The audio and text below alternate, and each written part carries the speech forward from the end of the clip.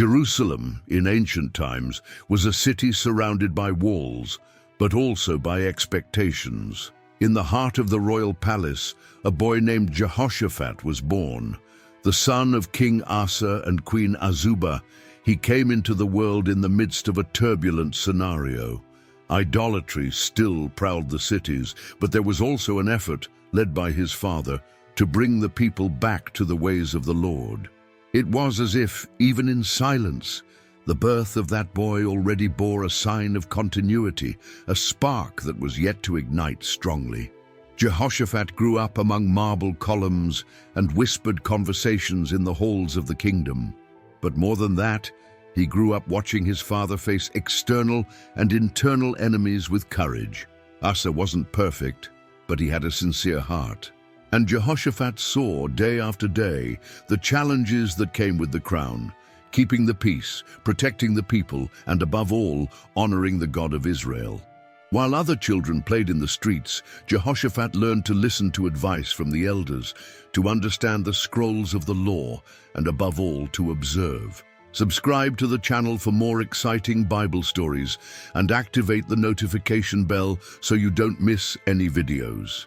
If you like the content, feel free to support our work with financial aid by clicking on the Thanks a Lot button. You can also become a member of the channel and enjoy exclusive benefits. Azubah, her mother, was firm in her faith. She wasn't impressed by gold or appearances. Her eyes were always attentive to what was going on in her son's soul. Sometimes all it took was one look from her for him to straighten out his thinking. There was an invisible force in that woman, the kind that shapes kings without having to raise her voice. Time went by, and Jehoshaphat grew up, and how someone who knows that one day destiny will knock on the door grows. It wasn't just royal blood that ran through his veins. It was an inheritance of responsibility, of purpose. And then, one day, like a night that ends suddenly, King Asa's death came. And with it, the question that hung in the air: was the boy who had seen everything up close ready to take the throne? Jehoshaphat was 35 years old when the crown that had once belonged to Asa was placed on his head. The weight wasn't just gold, it was expectation. The people looked at him with eyes hungry for direction. The elders whispered, his enemies watched, and he took a deep breath. He knew that from then on, his every step would be remembered for generations. But instead of rushing to show strength or raise armies, Jehoshaphat did something different. He turned his eyes to God. From the very first days of his reign, he made it clear that he wasn't going to take any shortcuts. He rejected the pagan customs that still survived among the alleys and hills, burning after burning, altar after altar. He ordered everything to be cleaned up. It was as if he was sweeping away the dust that time and carelessness had let in. The people were surprised at first, but soon realized this king wasn't going to play at being king. He was going to take every detail seriously. But what really took everyone by surprise was when he started putting judges in every town, and not just any judge. He chose righteous men with firm hearts and said, "You don't judge for men, but for the Lord." It was like planting new roots in soil that hadn't borne fruit for a long time. The neighbors began to take notice. The enemies, previously ready to test the new king, had second thoughts. It was as if an invisible wall surrounded Judah. Jehoshaphat didn't need to show his teeth to command respect. God's presence among the people did that for him. But he didn't stop there. While other kings were content with military victories or accumulated treasures, Jehoshaphat wanted more. And it wasn't more power, it was more truth. So he made a decision that no other king before him had made in the same way. Jehoshaphat knew that it wasn't enough to tear down altars and choose good judges. He had to go deeper. The people needed to understand why it mattered. There was no point in just following orders. They had to know the God who gave meaning to each of them. And that's when he did something unprecedented. He spread teachers of the law throughout the kingdom. He separated Levites, priests, and heads of families and sent them out town by town, village by village, with the Torah scrolls under their arms. people who knew how to speak from the heart, who knew the scriptures, but also knew the people. People who spoke the language of the worker, the peasant, the widow. They weren't there to lecture, they were there to teach, with patience, with truth, with love. The word of God, which had previously seemed far away, began to take shape in everyday life. It was like watching the rain wet a land that had been dry for years. Children started repeating verses in the squares. Adults began to see sense in the laws. Families began to pray at mealtimes again. And it didn't take long for it to become a comment among the neighbors. Something has changed in Judah. The people around felt this different wind blowing, and even though they didn't fully understand it, they were afraid. Not because of swords and shields, but because they knew, somehow, that there was a powerful presence among them. And while this transformation grew like fire in dry straw, Jehoshaphat remained attentive. He knew that when faith spreads, the enemy gets annoyed. And it was in this climate of apparent peace, of a kingdom flourishing from within, that an unexpected proposal came to him. An alliance, an invitation from a place where the faith was different and the interests very different. The proposal came from the north, from a king who carried fame, wealth, and idolatry. Ahab, king of Israel, wanted peace between the kingdoms. To achieve this, he offered a bond that at first glance seemed harmless. A marriage between his sons. Jehoram, the son of Jehoshaphat, would marry Athaliah, the daughter of Ahab and Jezebel. It was the old better together than at war policy, but behind the smiles and promises, a subtle poison lurked. Jehoshaphat, perhaps wanting to avoid conflict or maintain stability between the brotherly peoples, accepted. He turned a blind eye. Perhaps he thought he could influence the other side with his faith. But what seemed like political wisdom deep down was a crack in the wall of faithfulness. Ahab did not fear the God of Judah. His wife, Jezebel, was known for persecuting prophets and spreading idolatry like seed in the wind. And now, by blood covenant, this strange world was approaching Jehoshaphat's throne. It didn't take long for Ahab to make his second move. He invited Jehoshaphat to go to war with him against Ramoth-Gilead, a strategic territory disputed by Israel and the Syrians. It was like that neighbor who asks for help to fight but doesn't tell the whole story. Jehoshaphat hesitated. He asked them to consult God's will. Ahab, of course, called in his 400 prophets, all telling him what he wanted to hear. But Jehoshaphat, his heart still bound to the truth, asked, "Is there no other prophet of the Lord?" And that's when they called Micaiah, a man who spoke without fear and who, even under pressure, unleashed the sentence, "If you go to this war, you won't come back in peace." The words struck like muffled thunder. Even so, Jehoshaphat went with Ahab. Perhaps out of honor, perhaps out of insistence, perhaps thinking he could control the danger, but war is a place where disguises don't last long. On the battlefield, Ahab had a plan to hide among the common soldiers without a crown, without the armor of a king. Jehoshaphat, on the other hand, true to who he was, entered in his royal garb, a cloak that shouted who he was, even from afar. Ahab's idea was simple. If the aim was on someone else, he would escape unscathed. But war doesn't equate to cleverness. It equates to destiny. When the Syrian soldiers saw Jehoshaphat shining in the midst of the chaos, they thought, "We've found the king of Israel." And they set upon him like wolves, circling their prey. Jehoshaphat, surrounded alone, seeing death coming with wide eyes, did what he had known since he was a boy. He cried out to God. And in the midst of the confusion, something happened. The enemies stopped. They recognized that it wasn't Ahab. They turned away, a dry, direct deliverance with no human explanation. Meanwhile, on the other side, Ahab was hiding, yes, but not from the truth. A stray arrow, shot without aim, pierced the sky and found a gap between the plates of his armor. He didn't scream. He didn't fall immediately. He bled out slowly inside the war chariot. The same king who had mocked the prophet now felt the accuracy of the words he had tried to ignore. At the end of the day, He died right there, leaving the field drenched in blood, his own blood. The people of Israel returned defeated, the army dispersed, and the war lost. Jehoshaphat returned to Jerusalem with a heavy heart. It wasn't just the scare of death that had passed close by, it was the weight of having joined those who did not walk with God, of having ignored a clear warning. And as soon as he got home, even before he took off his king's cloak, someone with serious eyes and a sharp voice was waiting for him. A prophet, a messenger, with something stuck in his throat, ready to say what no one else had the courage to say. Jehoshaphat had barely passed through the city gate when Jehu, the seer, appeared before him. He brought no gifts or welcome. He only brought a question that cut like a sharp knife. Why have you helped the wicked and loved those who hate the Lord? The sentence fell like a stone on the king's chest. It wasn't an attack, it was a mirror. Jehu didn't speak in anger, but with truth.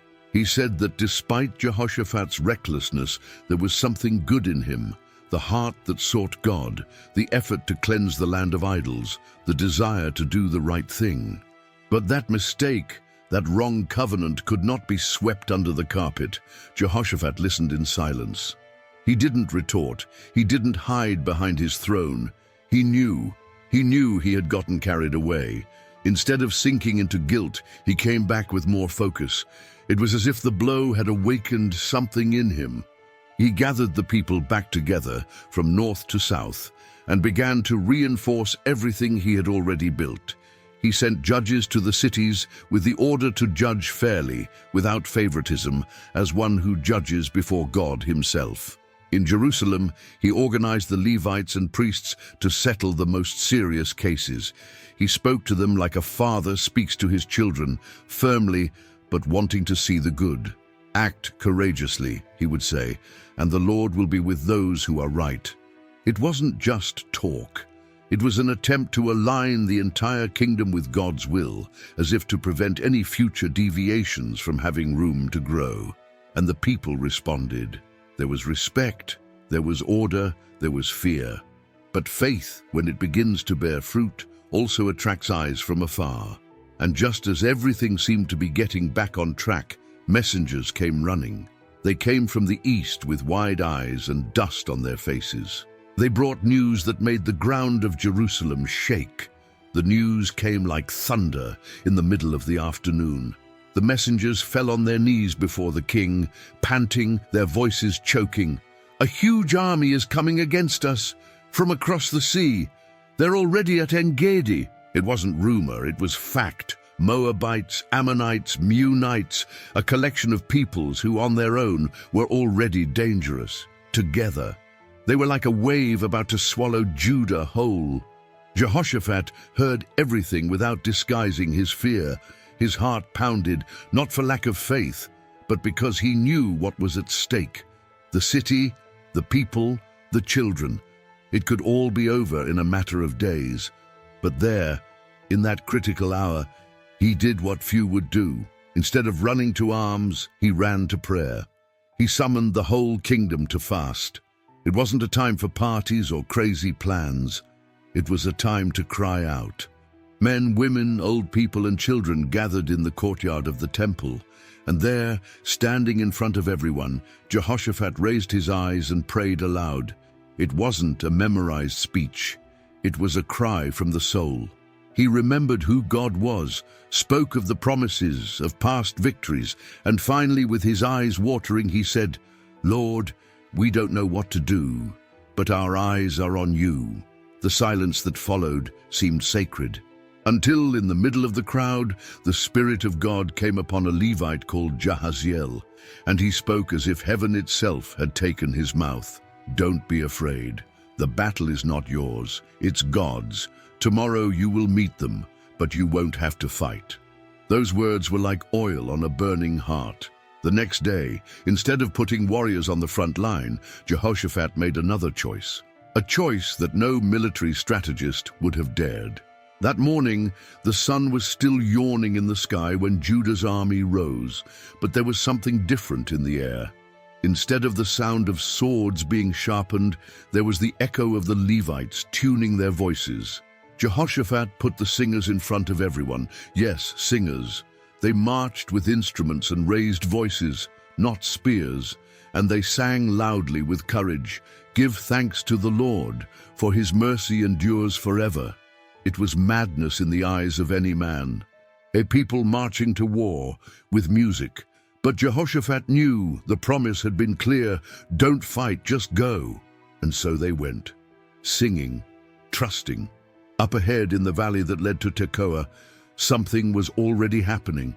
Without warning, the enemies who had come together began to clash. First an argument, then a shove, and soon the swords were drawn, but not against Judah.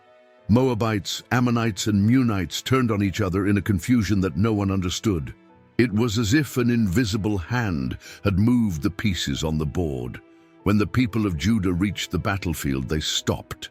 There was no fighting. There was no resistance, just bodies lying on the ground like dry leaves. The enemy army had been completely destroyed. Jehoshaphat and his men walked among the remains of the war without breaking a sweat. They found gold, clothes, utensils, so much spoil that they spent 3 days collecting it all.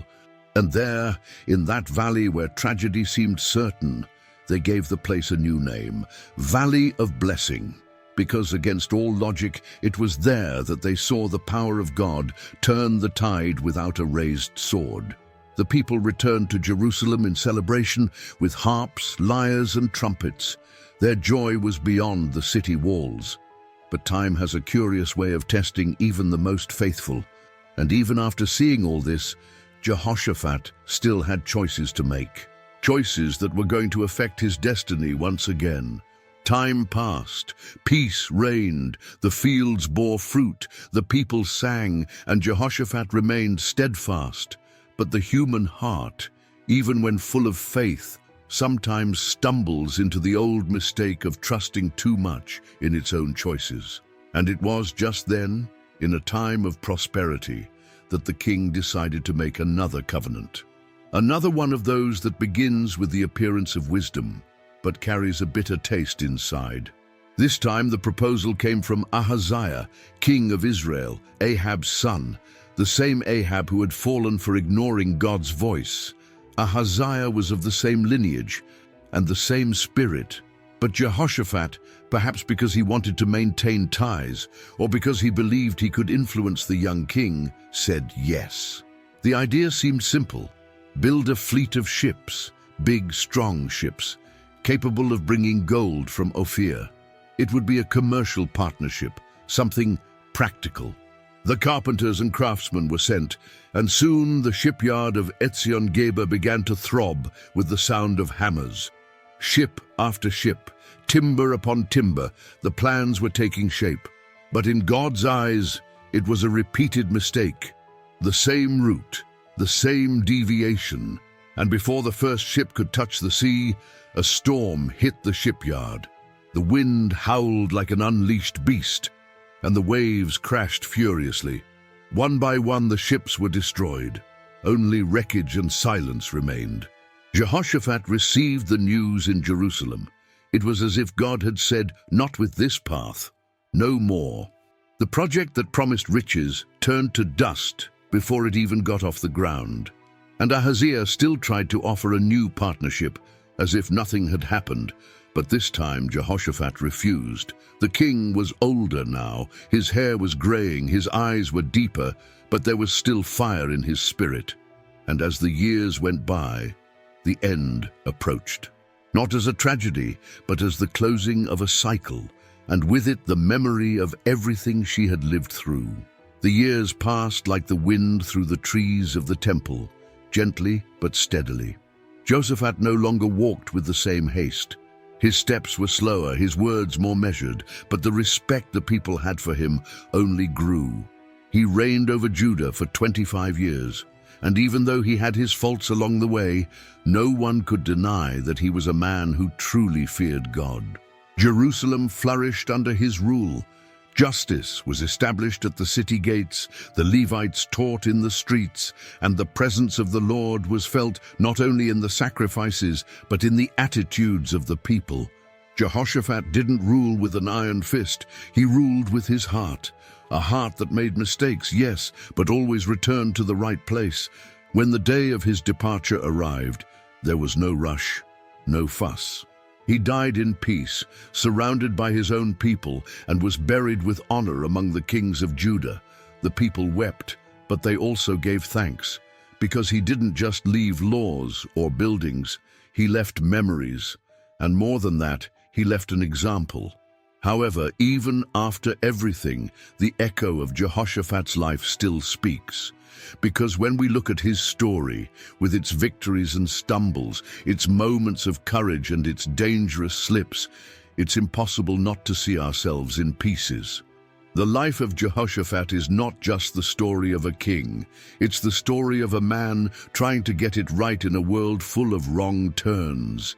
A man who, even when he slipped, turned his face to heaven and asked for direction. And that's when the questions that never leave your mind begin. What does Jehoshaphat's life teach us? What can we take from his decisions, his mistakes and successes, his covenants and deliverances? What does all this have to do with our own journey? Jehoshaphat's life leaves footprints in the land of faith, footprints that show that being faithful doesn't mean being perfect, and that walking with God doesn't mean never making a mistake. It means always going back. The greatest lesson he gives us is this: those who trust in the Lord may stumble, but they never remain fallen.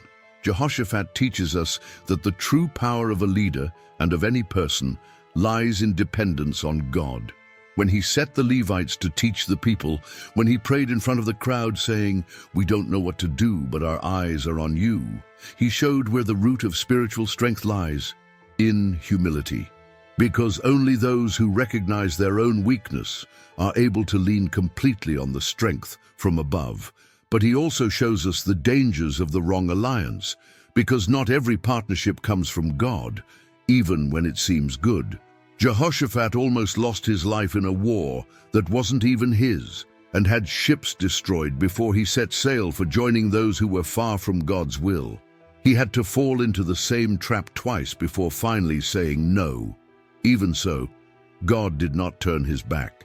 Every time Jehoshaphat turned to the Lord, heaven responded, with deliverance, with peace, with direction. And this teaches us something golden.